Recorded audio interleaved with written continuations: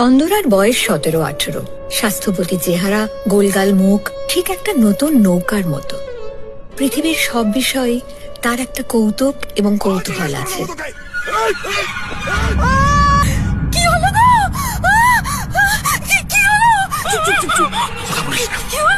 কি হয়েছে দাদা ঠাকুর? ঝগড়া করে ছোট বউ বড় বউয়ের মাথায় এক দায়ের কোপ বসিয়ে দিয়েছে। সত্যি কথা বলো, তুমি খুন করেছো? হ্যাঁ, আমি খুন করেছি। কেন?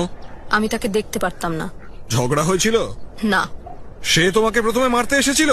না। তোমাকে কোনরূপ অত্যাচার করেছিল? না।